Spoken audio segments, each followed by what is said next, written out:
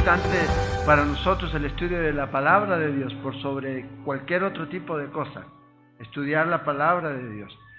Y también ir viendo que mucho a veces de lo que usted y yo estamos viendo es el cumplimiento de lo que el Señor ha dicho en su palabra. Y hoy día, en esta sección en la que nosotros vamos a mirar, en el capítulo 22 de Lucas, estamos entrando a esta etapa final de la vida de Jesús, antes de ir a la cruz. Estas son las últimas horas de Jesús antes de ir a la cruz. Y déjenme decirle algo, es interesante, hoy día en Israel, bueno, desde ayer a las 6 de la tarde hasta hoy, ellos están celebrando en día de, más que celebrando, recordando un día de ayuno y oración por la destrucción del primer templo, por la destrucción del segundo templo y por las diferentes situaciones que se dieron un día 9 de Aviv del calendario de ellos, ya un día después. Y otra serie de cosas, cuando fueron echados de Europa, de la Inquisición española y otra serie de situaciones, ellos hoy día están en un día de ayuno de 25 horas, ¿ya? Donde ayunan, obviamente no todos los ortodoxos son los que generalmente hacen eso.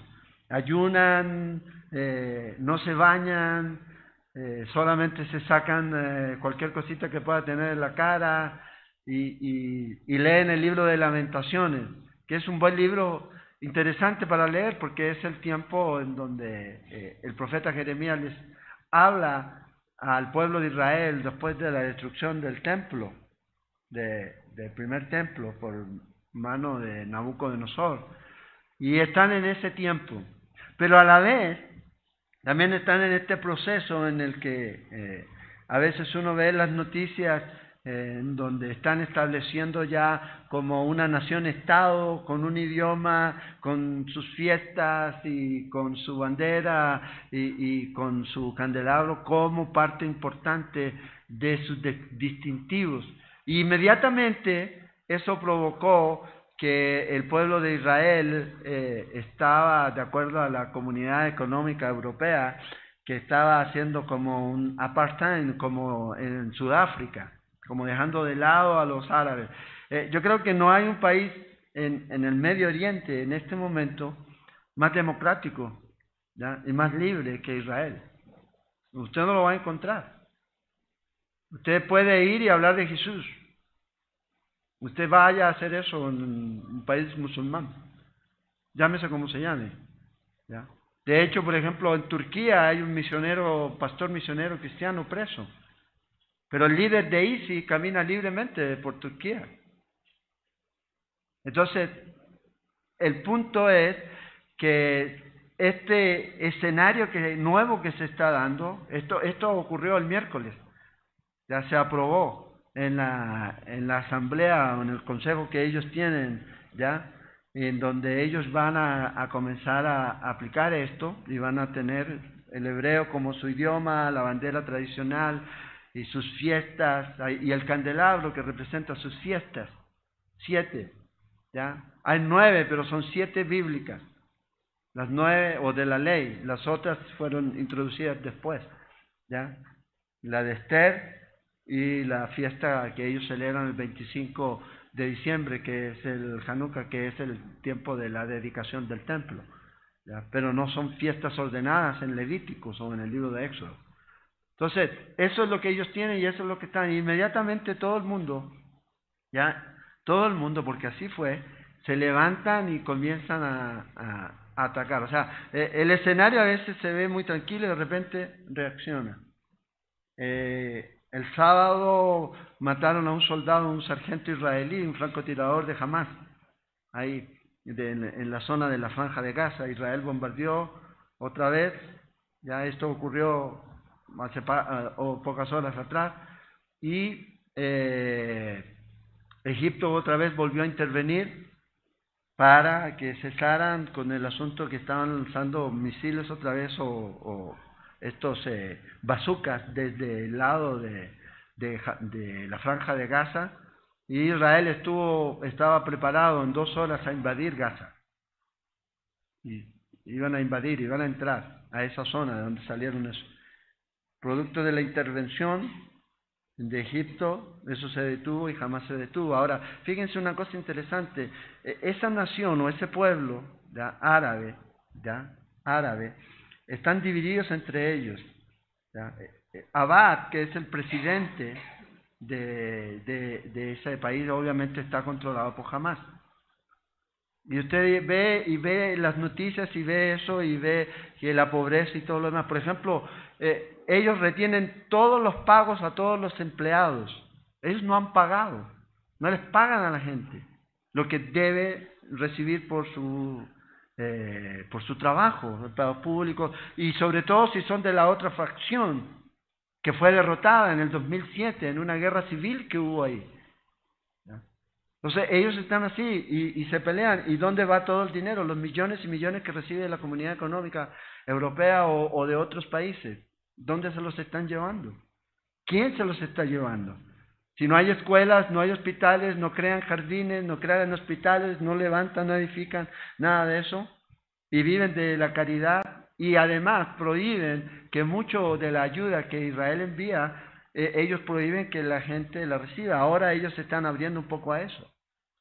Entonces, dentro de lo que ellos hablaron ahora es eso, que comenzaran a pagar los sueldos a la gente y que también se abrieran las fronteras. Entonces, están en ese proceso.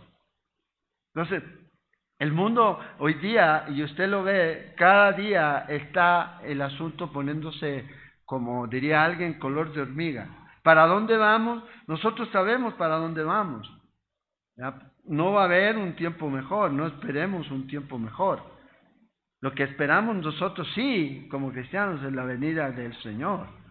Y lo otro que yo creo que también es importante es que tenemos que tener cuidado, porque a veces usted ve las noticias y lee noticias que no tienen a veces ningún fundamento.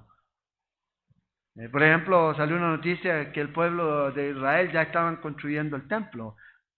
Yo el jueves voy a hablar acerca de eso y les voy a mostrar fotos en donde ahí no hay nada. No están construyendo nada. Pero ¿eso qué provoca? ¿Ya? A lo mejor dicen, wow, los cristianos, pero ¿qué pasa en la zona en donde llega esa noticia de los árabes, de los que tienen el control? Obviamente ellos dicen y comienzan a haber serios problemas. Pero nosotros vamos a estar mirando eso el jueves. ¿Qué dice la Biblia realmente acerca de eso? Proféticamente. Entonces a veces uno lee y pone algo y sale el Facebook o sale un blog y diciendo que ya se hizo esto, que ya se está haciendo eso, cuando en realidad a veces no ha ocurrido. No ha ocurrido, no hay nada a veces de eso. Lo importante es ver qué dice la Biblia. ¿Ya? ¿Qué es lo que dice la Biblia? Acuérdense, la profecía, dice el apóstol Pedro, no es de interpretación privada, no vino porque a alguien se le ocurrió, sino Dios dio la profecía, la palabra de Dios, para que nosotros pudiéramos ver y ir conociendo las señales. Y aquí hoy día en esta sección en donde estamos, vamos a ver que hay ciertas profecías que estaban escritas con respecto a algunas situaciones que se van a dar en este libro o en esta porción que empezamos. Una de las preguntas que a veces la gente se hace es si Jesús realmente lo ama. Yo creo que estamos en esta sección aquí en donde vamos a comenzar a estudiar esta mañana, en donde usted va a poder ver la medida con la que Jesús lo ama. ¿Se acuerdan? Dice, porque de tal manera amó Dios al mundo, que dio a su Hijo unigénito. En Juan 3:16, un versículo que no solamente los cristianos se lo saben, los no cristianos también se lo saben. En todos los estadios aparecía antes hasta que ya se prohibió. Usted ya no lo ve ahora en los estadios. Ya no lo ve. Pero antes usted lo veía en todos los mundiales y Juan 3:16 por algún lado. Porque toda la gente sabe cuál es. Ahora, este es lo que vamos a estudiar en esta mañana. Vamos a comenzar a estudiar. El Señor dice en 1 de Juan que en esto consiste su amor por medio de Juan. Que Él nos amó primero. No es que nosotros hayamos amado a Dios, sino que Él nos amó primero. Él nos encontró a nosotros Y en esto se manifiesta su amor, en que envió a su Hijo a morir por nuestros pecados. Y esto es lo que Jesús va a hacer ahora, preparándose para ese momento. Ha estado en este relato de Lucas que nosotros llevamos, comenzando desde la confesión de Cesarea de Filipo en adelante, lleva el Señor Jesús 6 meses bajo la sombra de la cruz. Y aquí ya está llegando ya a su momento, en donde este es el tiempo. ¿Se acuerda cuando María, a su madre, le dice que haga algo porque el vino se acabó? Y el Señor le dice, no ha llegado mi hora. Y en el Evangelio de Juan una y otra vez vemos, no ha llegado mi hora, no ha llegado mi hora. Bueno, aquí llegó su hora. Y cuando él sale en Lucas 9, versículo 51, dice que puso su rostro sobre Jerusalén. Él ya sabía lo que iba a Jerusalén. Él sabía que él iba a morir. Estaba en eso. Entonces, Jesús sabía lo que vino. Porque a veces tenemos una idea de una vida de Jesús como, cuando vamos a mirar ahora que tenía temor. Pero él sabía que tenía que morir. ¿Cómo él iba a tener temor cuando él les dice, no teman a los que pueden matar el cuerpo, pero más el alma no pueden matar? Sería contradictorio. Había algo más grande que eso. Había algo más grande que él estaba sintiendo en su vida. Y aquí el Señor Jesús comienza esta etapa. Fíjense lo que dice un escritor. Dice, no podemos dejar de admirar a nuestro Salvador y amarlo más a medida que lo vemos entrar valientemente en este momento de sufrimiento y su eventual muerte. O sea, cuando usted ve esto, usted ve que aquí no son accidentes. Todas estas cosas que vamos a estudiar y hemos estudiado son citas. Eventos, no un accidente, y terminó en la muerte de Jesús, terminó en la negación de Pedro, terminó en la traición de Judas. No, todo esto es algo que se fue dando, no eran accidentes. Y Jesús va en dirección a esto. Entonces, fíjense, entramos aquí a la fiesta de la Pascua y los panes sin levadura. Estamos aquí ya en este tiempo. La Pascua ese día cayó un día jueves. Acuérdense, el día judío comienza a las 6 de la tarde del miércoles, ahí ya sería jueves, y termina a las 6 de la tarde del jueves. Ese es el día judío, acuérdense, se cuenta de tarde en tarde, no como nosotros. Por ejemplo, ahora ellos ya están en domingo y ya están terminando el día, para empezar otro nuevo día, desde esa perspectiva. Entonces aquí el Señor Jesús se va a enfocar y vamos a ver algunas cosas que son interesantes. Versículo del 1 en adelante. Estos primeros 6 versículos terminan con esta sección que comenzó en el capítulo 20. Esta sección comenzó ahí en el capítulo 20 y aquí va a terminar esa sección aquí. Y comienza este complot para matar a Jesús, que no es algo nuevo. Los pasajes paralelos a esto son Mateo 26 y también Marcos 14 y Juan 11. Entonces dice aquí, estaba cerca la fiesta de los panes sin levadura, que se llama la Pascua. Acuérdense, todas las fiestas eran sombras. El cumplimiento de esto es Cristo. Colosenses capítulo 2, versículos 16 y 17 nos dice que era todo eso, todo el Antiguo Testamento. Cuando usted ve que habla de Cristo y apunta hacia Cristo. Y Pablo dice que este es el cumplimiento, Cristo. O sea, lo que vamos a mirar aquí, esta es la última Pascua. O sea, ya no va a ser necesario más recordar esto. Jesús es el último Cordero. Jesús es el que viene a cumplir con todo eso. Entonces se acercaba esta fiesta y los principales sacerdotes y los escribas, probablemente todo el Sanedrín, el grupo importante, buscaban cómo matarle, porque temían al pueblo. El hombre que le teme al hombre debe tener cuidado, porque va a caer en lazo. Y estos hombres que eran religiosos, mire, ¿a quién le temían? Y entró Satanás en Judas por sobrenombre Iscariote, el cual era uno del número de los 12. Puede haber un Judas en la iglesia, claro, hay muchos. Hay muchos. Jesús pasó toda la noche orando por los 12. Y puede haber alguien. Sí, claro que puede haber. el cual era uno de los 12, dice. Y este fue y habló con los principales sacerdotes y con los jefes de la guardia de cómo se lo entregaría. Ellos se alegraron, vean, se alegraron, ya habían luchado por buscar la forma y ahora estaban encontrando el momento y la persona. Y convinieron en darle dinero. Y se le prometió, y él se comprometió y buscaba una oportunidad para entregárselo a espalda del pueblo. Entonces, este complot no es algo nuevo. En el libro de Juan, en el Evangelio de Juan, se mencionan varias citas con referencia a este complot. Ellos querían matar a Jesús. Y más aún después de que él resucitó a Lázaro. O sea, ellos se pusieron, no, esto ya tiene que parar y tiene que parar ya. Pero aquí ya se está dando el momento. Entonces esto era algo que los líderes habían buscado, no era algo nuevo aquí. Pero ellos no querían que Jesús fuera muerto en la Pascua. Pero vamos a ver que ellos no están en control, Dios está en control.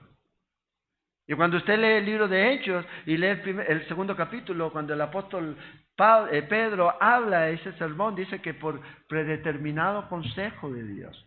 O sea, Dios ya tenía todo esto, no estaba en control de ellos. Dios ya había dicho que tenía que ser la Pascua. Y vamos a ver cómo estas situaciones que se fueron dando fueron llevando a este punto de que Jesús iba a morir en la Pascua. Entonces viene este hombre aquí llamado Judas. Pareciera que este Judas que estaba entre los 12 nunca fue para algunos un verdadero seguidor. De hecho, Juan nos dice que este era el tesorero o algo así del grupo. Pero a la vez de ser tesorero también era ladrón, porque dice que metía la mano a la bolsa, no a la bolsa de los pantalones, sino a la bolsa que andaba trayendo la plata. Y era una persona codiciosa, que estaba preocupado de eso, de dinero y del poder.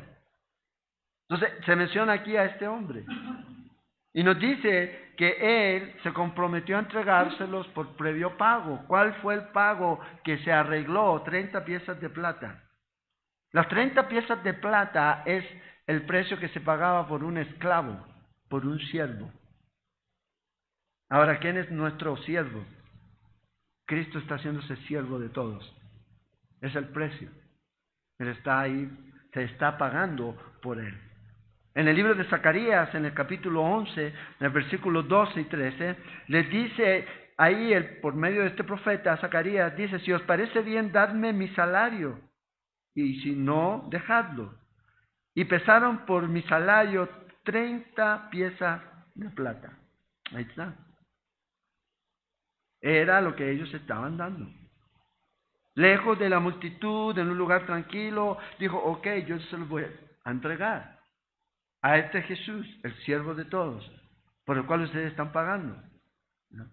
Por eso esto tiene sentido, porque pudo haber sido mucho más. Un par de millones para irme fuera del país, porque nadie me va a querer. Pero esto es lo que ellos acuerdan y es lo que se va a dar.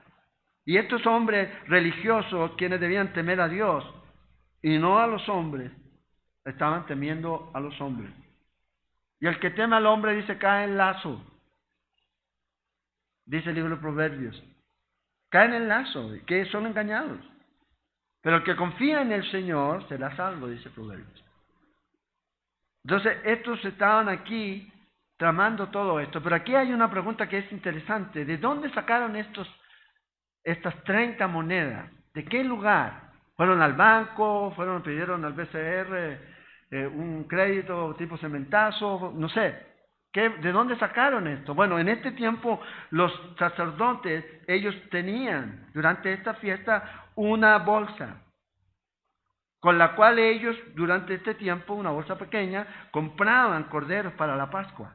Fíjese qué interesante. ¿Y qué fue lo que realmente compraron? Un cordero. Cristo el cordero de Dios. O sea, nada de lo que está pasando aquí es algo que es casualidad. Entonces probablemente el dinero que le pasaron a este Judas, el que traicionó a Jesús, fue de esto, para esta compra, para los corderos pascuales. Pero están comprando aquí al cordero de la Pascua, al último. a el Cordero. He ahí el Cordero de Dios, dijo Juan 1:29, que quita el pecado del mundo.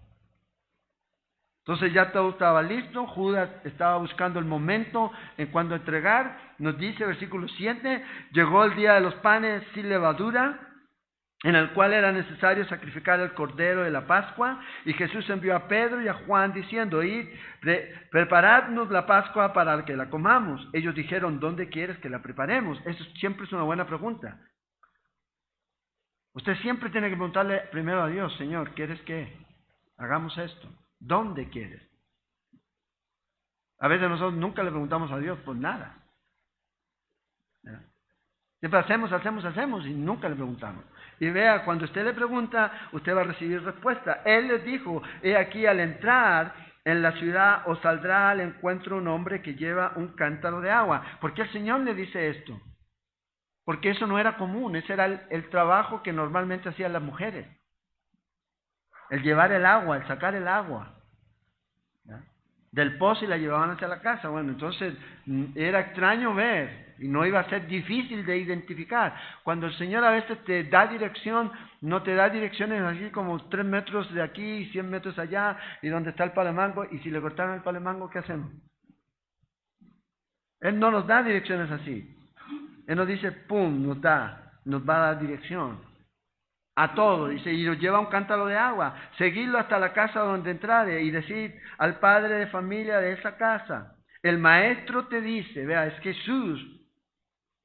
Esto ya estaba preparado. Jesús en alguna de esas ideas esto quedó preparado. ¿Dónde está el aposento donde he de comer la Pascua con mis discípulos? Entonces Él os mostrará un gran aposento alto, ya dispuesto.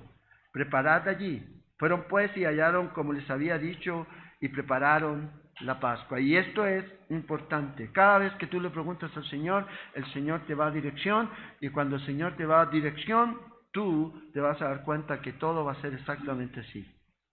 Vea, dice aquí versículo 13, hallaron como les había dicho. Exactamente. O sea, las cosas siempre deben ser como Él dice, no como nosotros creemos. El mundo hoy día, o la iglesia más bien, está siendo infectada por el mundo y está haciendo las cosas como el mundo quiere, y no a la manera del Señor. Jesús dijo, separados de mí nada podéis hacer. Nada que realmente tenga valor en la eternidad. A veces muchas iglesias están haciendo muchas cosas que tienen valor aquí, pero no allá, en la eternidad. Entonces el Señor los está dirigiendo. Justo como Él les dijo, así ocurrió. Ahora fíjense, los judíos celebraban sus fiestas. Habían 3 fiestas que ellos celebraban, o donde los judíos tenían que ir de todas partes, que era la Pascua, que era Pentecostés y Tabernáculos. Las 3 fiestas. La fiesta de los tabernáculos o del Pentecostés la vamos a ver en el libro de Hechos. La fiesta de la cosecha, ya de la bendición, donde se daban las primicias, y en fe también ellos estaban diciendo, Señor, gracias por lo que nos has dado, gracias por lo que nos vas a dar, por tu provisión. En el libro de Hechos vemos que esa era la fiesta que estaba cuando vino el Espíritu Santo sobre ellos. La otra fiesta que tenían ellos eran los tabernáculos, donde ellos por 7 días también estaban y vivían en carpas, ¿ya? Donde ellos estaban en lugares y ponían ahí y vivían como si hubieran estado o como si estuvieran en el desierto, recordando la provisión, el cuidado, la protección de Dios. Pero la fiesta central que ellos celebraban era esta, la Pascua. La Pascua era el inicio, ¿ya? Es en el primer mes religioso y es en el 7º mes civil. Los judíos tienen 2 calendarios. El religioso, que comienza con la primera fiesta, Pascua. Este es marzo-abril. Y luego ellos tienen también un calendario civil, que termina en septiembre-octubre. Y si tú das la vuelta, el mes de la Pascua viene a ser el 7º mes civil, pero es el primer mes religioso. El primer mes religioso. Ahora, es interesante porque cuando tú ves que dice que el arca se posó en el monte, Ararat dice que fue el día 17 del séptimo mes. Civil. ¿Cuál es el séptimo mes? Es el primero religioso. ¿Cuándo se celebraba la Pascua? El 14. ¿Cuándo resucitó Cristo? 3 días después de la Pascua. 14 y 3, 17. Un nuevo comienzo. Es interesante cuando uno ve estos asuntos de las fechas y todo eso. Entonces aquí ellos estaban celebrando esta fiesta, que es la que recordaban la salida de Egipto, de la esclavitud de Egipto. Y ellos lo hacían, y ellos comenzaban 2 meses antes, comenzando a enseñarle a sus hijos y en las sinagogas a hablar acerca de esta fiesta. Y se preparaban 2 días antes. La casa en la cual se iba a celebrar la Pascua era limpiada y se ponía ahí a los niños a buscar levadura, para que no hubiera nada de levadura en la casa. Acuérdense que el Señor les dice que ellos comían los panes sin levadura. Ahora, la Pascua es el día 14. La fiesta de los panes sin levadura comienza el día siguiente, el 15, del 15 al 21. Pero esta celebración se comenzó a llamar indistintamente Pascua o panes sin levadura o la Pascua. Y aquí Lucas está hablando acerca de esta fiesta que comienza con el día 14, que es el día de la Pascua, y continúa por 7 días más hasta el 21. El 14, al día siguiente, el 15, es día de reposo. Y el último día de esta fiesta también es día de reposo. Entonces, es lo que el Señor les va a mostrar a ellos aquí. Estaba este tiempo. Él iba a ser crucificado en la Pascua. Luego viene un día de reposo. Luego viene otro día de reposo, el de la semana. Porque esta Pascua cayó jueves. Y ellos celebran Sabbat o reposo, ¿cuándo? ¿Cuándo? Los sábados. Los sábados. Entonces, aquí está el Señor Jesús con sus discípulos recordando y celebrando esta fiesta, donde todos los judíos entendían la connotación, y la connotación tenía que ver con liberación. Y no era una fiesta menor. Se calcula que en esas Pascuas, especialmente ahí en el tiempo de la Pascua de Jesús, se sacrificaron más de 250,000 corderos. Un cordero podían comer 10 personas. ¿Ya? 10 personas, sí, normales. ¿Ya? Sabemos que hay algunos que si no los detienen se lo comen solo, pero estos eran 10 personas. Estamos hablando entonces que más de 2 millones de personas habían ahí, en Jerusalén. ¿Ya? Allá a Jerusalén. Y es aquí en donde están ellos celebrando esta fiesta, esperando este momento. Y la levadura era algo que no podía haber, por eso los panes sin levadura. Ahora, esta connotación de la levadura tiene 2 razones. Hay una práctica y una que tiene que ver con Jesús. La práctica es, cuando ellos salen de Egipto, no hubo tiempo. ¿La levadura para qué sirve? Para hacer leudar la masa, para que la masa se suba y sea el pan rico, esponjoso, ¿ya? Con lo que nosotros los chinelos le llamamos miga, lo que va dentro, que es rico, ¿ya? O sea, no es algo que usted lo aprieta y se desmorona, no. Es lo que ellos hacían, pero como no hubo tiempo, porque ellos iban a salir rápido, entonces ellos no usaban la levadura. Pero también tiene una connotación para nuestro Señor, porque la levadura representa el pecado. Y un poco de levadura, dice el libro de Corintios, leuda toda la masa, en 1 Corintios 5.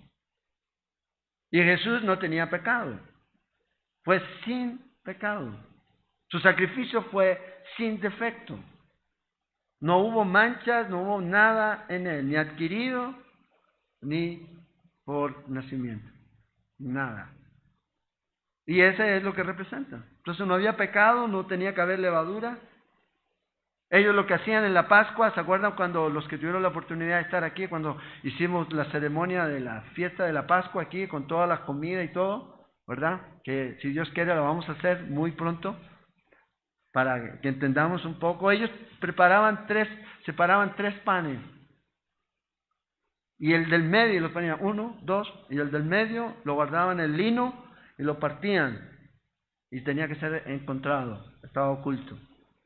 Ahora, si tú le preguntas a ellos, a los judíos, cuál es la connotación, cuál es la explicación para esos 3 piezas de panes, o 3 panes, ellos no la tienen, nosotros sí. El Padre, el Hijo y el Espíritu Santo. Y el del medio, el que fue roto por ustedes. Cuando coman este pan, dice, y lo partió. Hacer esto en memoria de mí. Es Jesús. ¿Ya? Es Jesús.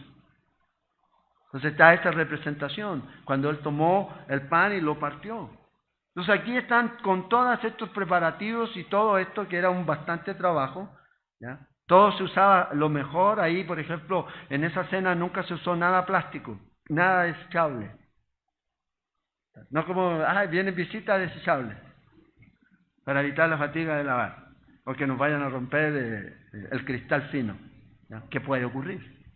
Pero ahí tiene que ser. Y la copa y todo eso era lo mejor. Hoy día usted va y cuando ellos, de cierta forma ellos lo hacen con lo mejor que tienen.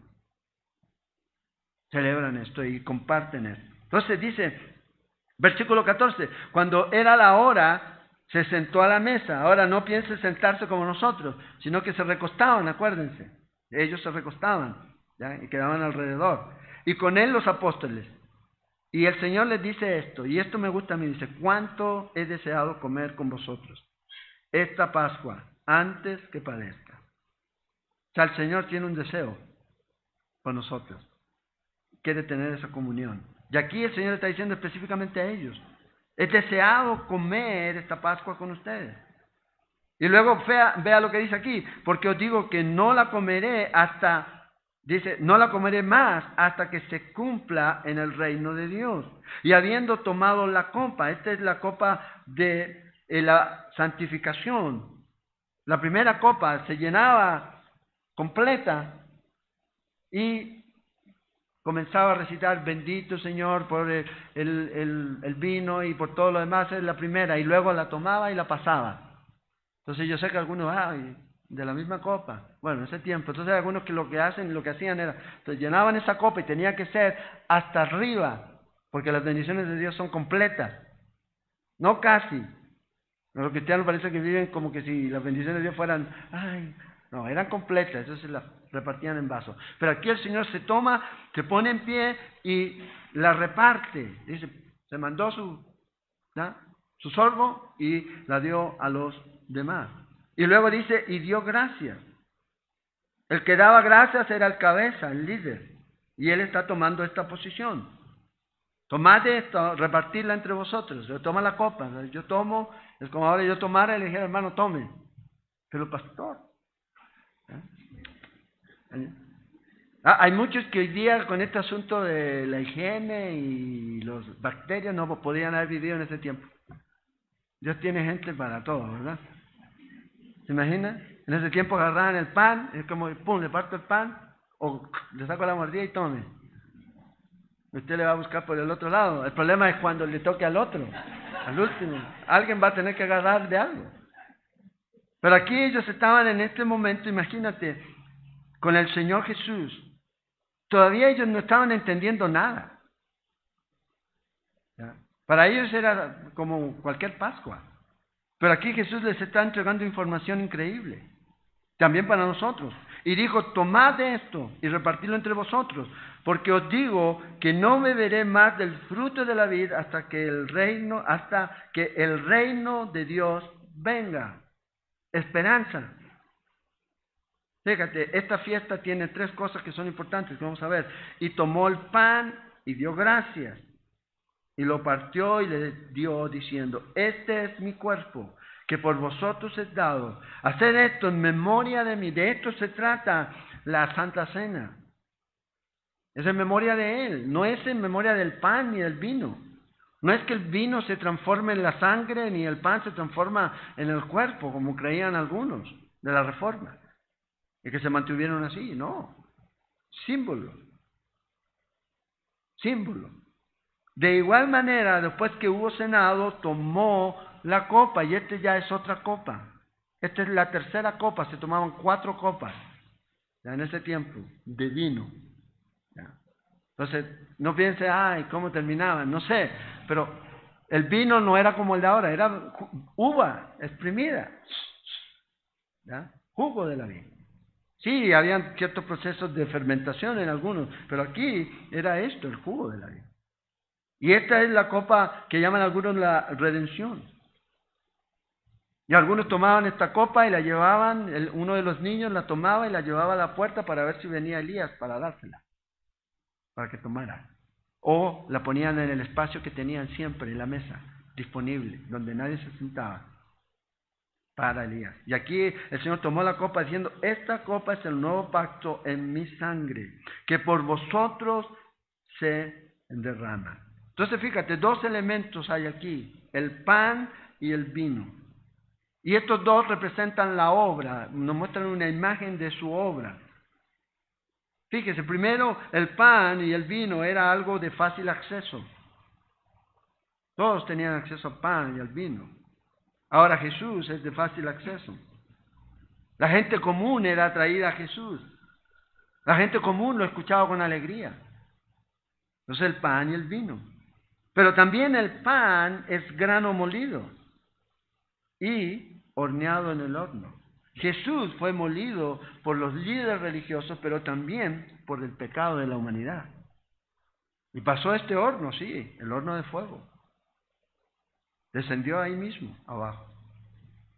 Él no fue a la sección de donde estaba el infierno, él fue a donde estaba el seno de Abraham. Pero él fue y vivió todo esto, molido. Si realmente quiere ser un pan que produce vida, debe ser molido. Grano molido, primero. Y esto es lo que Jesús hizo. Y Él estaba haciendo todo esto por nosotros. El vino, ¿qué es el vino? El vino es, palabras más, es uva que usted aplasta. ¿Usted ha visto cuando usted tomaría de ese cuando lo aplastan con los pies? ¿Ya? Rico debe ser, ¿ah? Pero es lo que es. Molido, estrujado, aplastado, para que pueda liberar jugo. Si no, sencillamente es una uva. Cuando Jesús fue crucificado, Él fue aplastado realmente. Acuérdense que de su costado salió sangre y agua. Fluyó de Él. Fue completamente aplastado. Fue molido. Esto es lo que Él está mostrando aquí. Entonces la Pascua, la comunión, tiene este nuevo significado. Que el apóstol Pablo dice que hay 3 cosas que van a permanecer: la fe, la esperanza y el amor. Bueno, cuando usted viene a la comunión, a la Santa Cena, eso es lo que ve. La fe es, estos hombres estaban mirando atrás. La liberación de Egipto. Nosotros cuando compartimos la comunión, lo hacemos en memoria de Él, miramos atrás, en fe, recordando lo que Él hizo por nosotros.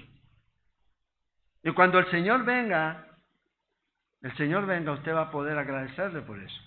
Entonces, cada vez que tomamos la comunión, cuando usted toma la comunión, usted se sienta en esa mesa recordando lo que Jesús hizo por usted, en fe, y lo recibe. Y usted es limpio, perdonado, que ha sido perdonado y limpiado de todos sus pecados. Ninguna persona necesita salir de ese lugar, de la mesa del Señor, o de este lugar, sin tener la conciencia y creer que Dios lo ha limpiado de todos sus pecados. Eso es lo que hacemos. Este es el recuerdo, mirando atrás. Jesús ya lo hizo. Ya no tengo que venir con mis trapos de inmundicia delante de Él, sino que vengo a través de la justicia de Cristo Jesús, de su obra terminada. Pero también miramos a Jesús, que está estableciendo este nuevo pacto. El pacto antiguo decía, tienes que hacer, tienes que hacer, tienes que hacer, tienes que hacer. Lea usted la ley. Eso es lo que el pacto antiguo mandaba, pero el nuevo pacto, ¿qué dice? Consumado es, terminado, ya fue hecho. Ezequiel 36 nos dice eso. Y no solo eso, sino que este nuevo pacto tiene que ver con lo que Él hace en nuestro corazón y nos da también el Espíritu Santo para que podamos caminar en Él. O sea, no solo ahí. Ahora, el pueblo de Israel todavía no ha experimentado como nación esto, como lo que dice en Jeremías 31. Pero nosotros como cristianos sí lo hemos experimentado. Entonces, aquí es la comunión, estar en fe.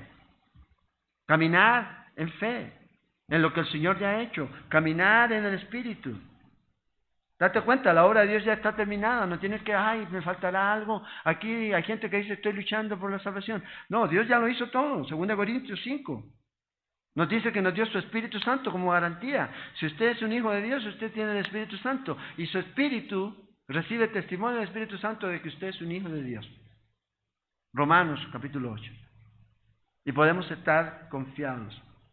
Esa es seguridad en Cristo. Podemos estar seguros. El enemigo va a venir y te va a atacar, pero no hay condenación por la obra que ya Cristo hizo. Usted lo recibió, entonces usted comienza a caminar en fe. Trabajo completo, viviendo en fe en lo que Él ha hecho. Y ninguna condenación hay para los que están en Cristo Jesús. Pero también hay esperanza. Fíjate, aquí el Señor les dice a ellos, hey, he deseado en el versículo 15 comer con ustedes esta Pascua. Antes de ir a la cruz, antes de padecer. Pero les doy una esperanza a ustedes.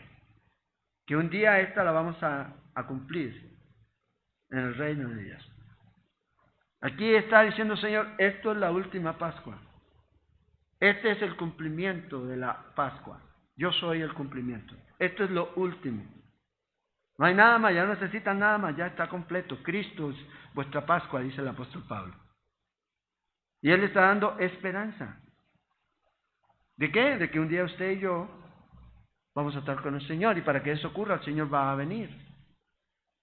Y fíjate qué interesante, porque la gente dice que nosotros, y esto no es algo que tenga que ver con que si es esencial o no, el rapto de la iglesia para nosotros es una verdad bíblica. Pero tú no te salvas por creer en el rapto, tú te salvas por creer en Cristo Jesús. Pero hay algo que es interesante, Jesús en Juan 14 les dice a ellos, vendré y me tomaré a mí mismo. Dice, no es para Él estar donde yo estoy. No dice eso el texto. El texto dice para que ustedes estén donde yo estoy. Es allá donde vamos. Y por eso dice, hey, cuando venga, yo voy a tomar y voy a estar con ustedes. El deseo del Señor es compartir comunión. ¿Qué era comer en ese tiempo? Comunión. Ese es el deseo de Dios. Y que esta comunión no pare. Como dicen, no pare, siga, siempre. Y va a seguir por la eternidad con el Señor. Esa es la esperanza que nosotros tenemos. Eso es lo que nosotros vemos cuando estudiamos las Escrituras. Entonces miramos atrás, pero también tenemos esperanza. Pero también vemos amor alrededor de esta mesa. Yo sé, hay ciertas denominaciones que hacen lo que llaman la Santa Cena cerrada, que solamente son los miembros de esa congregación. Jesús nunca dijo eso. ¿Dónde está eso? Jesús cuando le dice cada vez que lo hagan, ¿a quién le dice? A sus discípulos. Usted es discípulo de Jesús, usted ha creído en Cristo Jesús, usted ha recibido a Jesús en su corazón, usted es parte de eso. Y podemos tener diferencias, sí, a lo mejor cantamos canciones diferentes, creemos a lo mejor algunas cosas que no son esenciales diferentes, pero cuando venimos a la mesa del Señor somos uno, por la obra de Cristo Jesús. Eso es lo que el hombre carnal no entiende. Y por eso divide. Es lo que hace. Ah, no, es que usted no puede, porque esto es exclusivo. Si usted es creyente, cuando lleguemos al cielo, no sé qué nos va a preguntar el Señor. Ah, de ustedes sí, ustedes le hicieron bien porque ustedes son los únicos. No, ustedes son mis hijos. Esta es la promesa para todos. ¿Ya? Y aquí uno dice, bueno, es que estaban los apóstoles. Lea 1 Corintios 11, hablándole Jesús por medio del apóstol Pablo a la iglesia de Corinto. Y no era la iglesia más espiritual. Pero dice, hey, cuando compartan, esto es lo que yo les enseño a ustedes, dice Pablo, lo que yo recibí del Señor la noche que Él fue entregado. Dice, partió pan y lo dio. Bueno, esto es lo que ustedes tienen que hacer y hacerlo en memoria de Él. Entonces, cuando venimos a la mesa vemos hermanos en Cristo. No vemos competencia, no vemos enemigos, no vemos nada de eso. Y puede que haya un Judas en la mesa, puede que haya un Judas en la mesa. El que lo sabe es Él, no yo. no yo. No hay ninguna profecía aquí que diga que Judas era el traidor. La profecía dice que había un traidor. Pudo haber sido cualquiera de ellos, y vamos a ver eso. No dice, y se llamaba Judas. No dice eso. Sino que estaba mostrando que esto iba a ocurrir. Sencillamente. Fíjense, unidad en amor, esperanza y fe. Eso es cuando usted viene a compartir la comunión. Eso es lo que debemos mostrar al mundo. Pero sigue aquí, el relato. Fíjate. Mas he aquí, y aquí el asunto se pone complicado. Versículo 21. Mas he aquí, la mano del que me entrega está conmigo en la mesa. Y aquí hay un doble cumplimiento de la profecía de Ahitofel. En el libro de Salmos, capítulo 41, versículo 9. Dice, ahí habla de Ahitofel como su amigo, el hombre de mi paz, el que se sentaba conmigo, en quien yo confiaba, ese levantó su mano contra mí. Bueno, aquí es lo que está diciendo el Señor. El que está aquí, uno de ustedes, de los que está aquí, ya, es el que me va a entregar. A la verdad, el Hijo del Hombre va según lo que está determinado. O sea, Jesús iba a morir en Pascua. Pero hay de aquel hombre por quien es entregado. O sea, la profecía lo que revela es esto. Jesús iba a ser traicionado. Eso es lo que revela la profecía. No es que, ok, vamos a buscar a uno. Este tiene pinta de Iscariote, Judas. Toma, tú eres. No, y vamos a ver eso. Que Dios le da oportunidad tras oportunidad. Imagínense este hombre, todo lo que vivió por estos 3 años. Y aún aquí, en este último momento, el Señor también le da la oportunidad, porque le da pan. Dice el que unte. Unte. El pan en el plato, ese es. Entonces aquí, el Señor dice, uno de ustedes es el que me va a entregar. Entonces vea la posibilidad. ¿Quién pudo haber sido de estos 12? ¿Creen ustedes? Judas, sí, porque ya sabemos. Pero vean lo que dicen ellos. Entonces ellos comenzaron a discutir entre sí quién de ellos sería el que debía hacer esto. O sea, ni ellos mismos sabían. O sea, ellos mismos se vieron como potencialmente hombres que podían entregar a Jesús y empezaron a indicar, no, es que tiene que ser este Jacobo, este celote. Probablemente a lo mejor ninguno apuntó a Judas. Pero ellos mismos estaban aquí. Entonces, fíjense, es posible, y aquí es donde a veces entra el asunto de que algunos dicen que Judas ya no estaba en la cena, en este momento, ¿ya? Y hay otros que dicen que sí. Pero aquí Lucas nos dice que Jesús le da el pan. Y es lo que está representando aquí. Fíjese, la Pascua simboliza la obra terminada de Cristo. Entonces, hay mucha gente que a veces puede hacer el ritual, pero no abraza esto con fe. Entonces, por eso puede haber personas que, como dice él, toman indignamente la cena. 1 Corintios 11. ¿Y cuál es la razón? No le dan valor al cuerpo de Cristo ni a su sacrificio. Por eso dice, algunos están enfermos y otros han muerto. Entonces, si alguien realmente va a participar de esto, examínese, dice. Examínese. Y si no está caminando bien con el Señor, lo mejor a veces es, si no se quiere arrepentir, es mejor no la tome. Pero si no está caminando con el Señor, usted lo que tiene que hacer es arrepentirse y ya. Y Dios no lo va a poner en penitencia, sino que dice que Él nos perdona. ¿Qué dice 1 Juan 1:9? Si confesamos nuestros pecados, Él es fiel y justo. Luego, previo pago de pactar con, no dice eso. Es un asunto entre usted y Dios. Si usted se arrepiente, Dios lo perdona. Ahora, Judas no fue una víctima inocente. Judas tuvo oportunidad, donde el Señor les da la oportunidad para que se arrepintieran. Y a veces, que si no hubiera sido él, se hubiera truncado el propósito de Dios. No. No. A lo mejor desde nuestro lado pareciera así, pero del lado de Dios no. Dios le dio muchas oportunidades, Jesús le dio muchas oportunidades a este hombre para arrepentirse. El Evangelio de Juan nos dice que en este momento es cuando Jesús probablemente se levanta y se ciñe la ropa y comienza a lavarle los pies a los discípulos. Y les comienza a mostrar el verdadero servicio. Y fíjese lo que ocurre con ellos. ¿Cuál es la reacción de ellos? ¿Seré yo, Señor? ¿Seré yo? ¿Seré yo? ¿Seré yo? Empezaron. ¿Por qué? Porque realmente ellos creían que eran capaces de traicionar a Jesús. Porque si no, si usted no cree que puede traicionar a Jesús, usted no va a preguntar, no, yo no soy, punto. Yo no lo voy a traicionar. Pero, vea lo que dice el versículo 24. ¿Cómo pasan? ¿Ya? Y a veces usted quiere vivir de su emoción, quiere vivir de lo que siente, y está bien, pero eso es peligroso. Porque a veces dejamos que nuestra emoción, nuestra carne nos controle. Y vea lo que dice el versículo 24. Después de todo esto, ¿ya? Después de todo esto, hubo entre ellos una disputa sobre quién de ellos sería el mayor. Sin comentarios.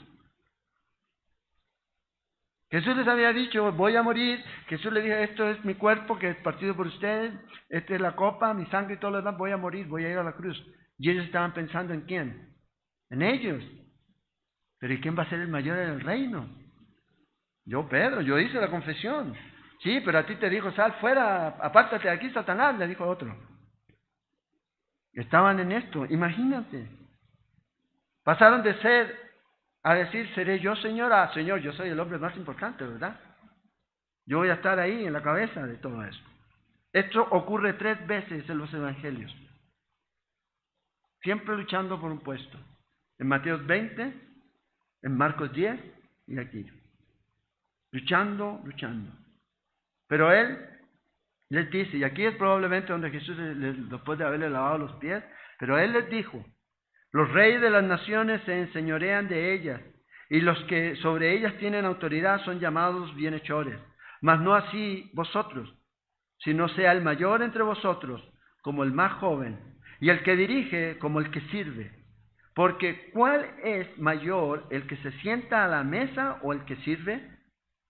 ¿No es el que se sienta a la mesa? Mas yo estoy entre vosotros como el que sirve. Y aquí está la lección. ¿Cuál es la mentalidad del mundo hoy día? Y a veces de nosotros mismos, de los cristianos, es en cuanto al desempeño en nuestro caminar cristiano. Si hago todo, cumplo todo, ¿ya? Entonces yo estoy a un nivel. Y ojalá todos estuvieran al mismo nivel. Estoy viviendo a las expectativas o a la altura de las expectativas. Y con eso, ojalá todos pudieran, y a veces hacemos como que, como una buena onda, pero en realidad, mirando, ojalá todos estuvieran como yo estoy. Pero no es así. Porque ¿qué pasa cuando fallamos? ¿Qué pasa cuando no damos las expectativas? ¿Qué hacemos? Soy un fracaso. La condenación viene. Y aquí es donde el Señor les enseña la lección. La mejor lección. El mejor servicio de lo que usted, de lo que cualquiera puede hacer es servir a los demás como lo hizo Jesús. Es ahí donde debemos. No debemos estar peleando por posiciones, por puestos de autoridad, por títulos o por nombres, ¿ya? Por líderes y ese tipo de cosas, sino que debemos seguir el ejemplo. La gente tiene la perspectiva de que entre más personas usted tenga a cargo, usted es wow, usted es grande. Más gente te sirve, hay un café y esto y eso, llámame a... Usted ha visto ahí en las películas esa gente que tiene mucha gente en su trabajo, llámame a este, llámame a aquello, llámame aquí, llámame allá atrás, no hace nada. Entonces, pero la gente dice, wow, este es grande, porque las personas te sirven. Pero vea lo que Jesús dice aquí. La verdadera grandeza es cuando sirves tú a los demás. Eso es lo que es totalmente contrario a la mente del mundo. Y Jesús lo mostró claro y preciso cuando en Juan 13 le lavó los pies a los discípulos. ¿Qué estaba mostrando Jesús? Yo estoy entre ustedes, yo soy el Señor de todo. Yo tengo todo el poder, pero vea, yo estoy aquí como el que sirve. Y ese siempre debe ser nuestro corazón. Porque esta conducta, esta actitud, que es la que debemos tener, va a tener recompensa en los cielos. No otra. Y esto es lo que Jesús les dice en el versículo 28 al 30. Fíjate, el Señor le dice, pero vosotros sois los que habéis permanecido. Y la palabra aquí permanecer se refiere al hecho de que estuvieron permanentemente con Él. No solamente permanecer un rato, un momento, no, constantemente. ¿Conmigo en qué? ¿En mis bendiciones? En mis pruebas. Sí, es muy fácil permanecer en el Señor cuando todo va bien. Lo difícil es cuando vienen las pruebas, las tribulaciones, las dificultades, las persecuciones, las enfermedades, las necesidades, el rechazo. Ahí es, pero estos permanecieron con el Señor. Entonces, ese era el corazón de ellos. Pero su carne los traicionó muchas veces. Y vamos a ver eso la próxima semana cuando veamos la negación del apóstol Pedro. Pedro creía en el Señor, Pedro amaba a Jesús. O sea, lo que él dijo, Señor, yo moriría por ti, lo dijo realmente. Pero su carne dijo otra cosa, porque él confió demasiado en él y no en el Señor. Entonces el Señor le dice, yo pues os asigno a un reino como mi Padre me lo asignó a mí, para que comáis y bebáis a mi mesa en mi reino, y os sentéis en trono juzgando a las 12 tribus de Israel. Entonces esta es la promesa a los apóstoles. Ellos van a tener un lugar especial en el reino. Esto no es para nosotros, esto es para ellos. En Mateo 19, 28 también el Señor les da a ellos la misma declaración. Ustedes van a reinar. Eso es para ellos. Sí, la iglesia va a estar sentada y va a reinar. Sí, pero esto es para el pueblo, para los judíos y para los discípulos. Y ellos van a estar ahí. Y terminemos leyendo aquí, versículos 31 al 34. Dijo también el Señor. Vea lo que el Señor dice. A veces no nos gustaría escuchar esto. Yo creo que a ninguno de nosotros nos gustaría escuchar lo que el Señor va a decir aquí. Simón, Simón. Ya en muchas ocasiones ya le había dicho algo a Simón. Y aquí a lo mejor Simón va a decir, ay Señor, vas a decir que soy más grande. Probablemente, aquí va, para que vean. He aquí, Satanás os ha pedido. Imagínense. Os ha pedido para zarandearos como el trigo.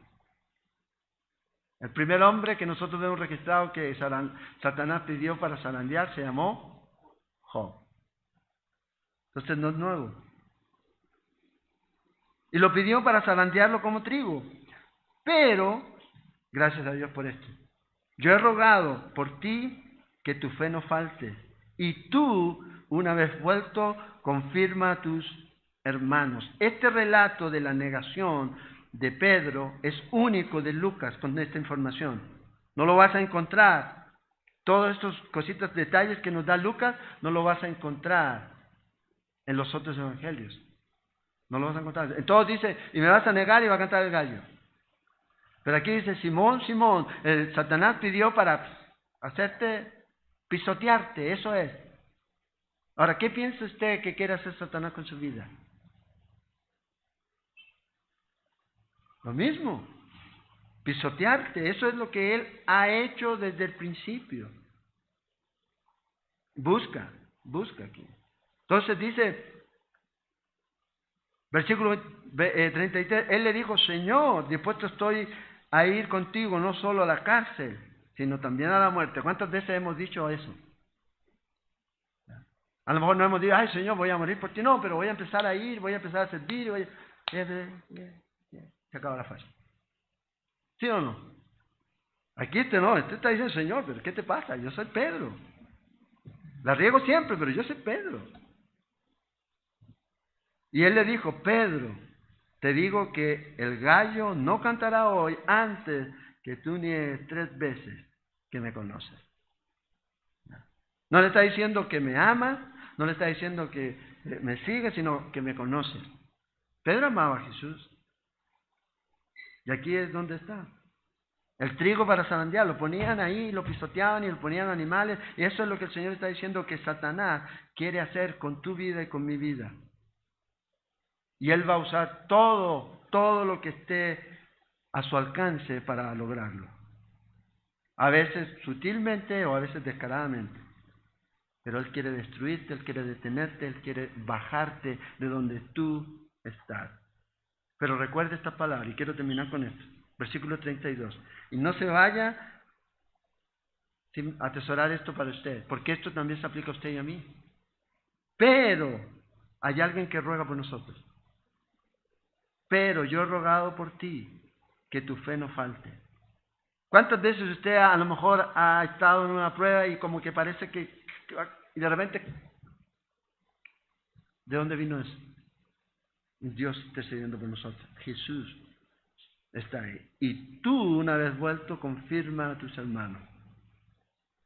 Satanás trata de pisotearte, desea pisotearte, pero recuerda, Jesús continúa orando, y orando, y orando. Y no es de nosotros. Porque a veces nosotros, andamos por la vida como que si yo fuera ¿sabe que ese gigante que está usted? No. Pablo dijo, miserable de mí. ¿Quién me librará de este cuerpo? Pero el Señor Jesús es el que me libra. Hay alguien que te conoce y te conoce muy bien. Y me conoce a mí. Y sabe de qué estamos hechos. Y sabe lo que estamos sufriendo. Él nos conoce en nuestros fracasos. Y aquí no veas como una palabra de reprensión a Pedro. Yo veo más como una palabra de misericordia. En Salmo 31:7 dice que el Señor ha visto mis aflicciones y se ha compadecido. Él ha visto la angustia de mi alma y Él me ha ayudado. Esto es lo que el Señor le está diciendo a Pedro. En este contexto, Pedro, pero yo he orado por ti, para que puedas salir adelante. Y lo mismo para nosotros. El mundo, la carne, Satanás lucha, quiere destruirnos. Pero hay alguien que ora por nosotros, conoce nuestras aflicciones, conoce las angustias de nuestra alma, y aún así, conoce nuestros fracasos, pero aún así, Él sigue orando por nosotros. ¿No le da esa esperanza? Confianza. Cuando salga de aquí esta mañana, digo, wow, Jesús está orando por mí. Y Él me ha sostenido. Y lo seguirá y la seguirá sosteniendo. Separados de Él nada podemos hacer, pero tomados de Él somos más que vencedores. Y así es como va Jesús hacia la cruz. La próxima semana vamos a seguir. Oremos. Señor, te damos gracias en esta mañana por tu palabra. Gracias, Señor, por darnos esta esperanza, esta palabra de ánimo. A pesar de todo, Señor, sabemos que tú estás aquí, orando e intercediendo por nosotros. Este trono de gracia que realmente es gracia. Para todos aquellos que vamos a ti a través de Cristo Jesús, tenemos esa entrada y esa seguridad, Señor. Te agradecemos, Señor. Y oramos, Señor, que al salir de esta mañana podamos salir fortalecidos, animados. Quizás alguno está pasando luchas, aflicciones, tribulaciones, enfermedades, tristezas, pero que tú, Señor, en esta mañana seas su consuelo, su fortaleza, que seas su estandarte, que seas su refugio, que seas esa roca firme, y que nos lleve, Señor, a esa roca más alta que nosotros, para estar firmes en Cristo Jesús. Señor, oramos y te pedimos, Señor, que nos guardes, que tu Espíritu Santo llene nuestras vidas, Señor.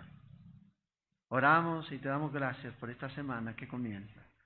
Si vas a venir en estos días, Señor, en esta semana, que nada ni nadie, Señor, nos ate a este mundo. Pero mientras esperamos y amamos tu venida, que estemos haciendo tu voluntad, sirviendo, alcanzando, llevando el Evangelio a otros que no te conocen, Señor. Viviendo para ti, que seas tú lo más importante, Señor. Porque nuestras familias no nos necesitan a nosotros, necesitan a ti.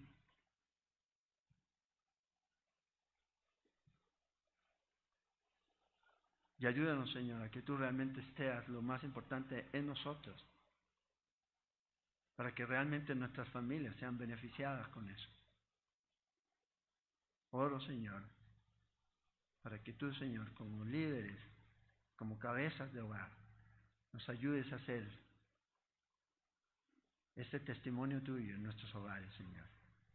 Que no solamente lo digamos, que lo enseñemos, sino que lo vivamos en nuestra familia, Señor, siendo ese ejemplo.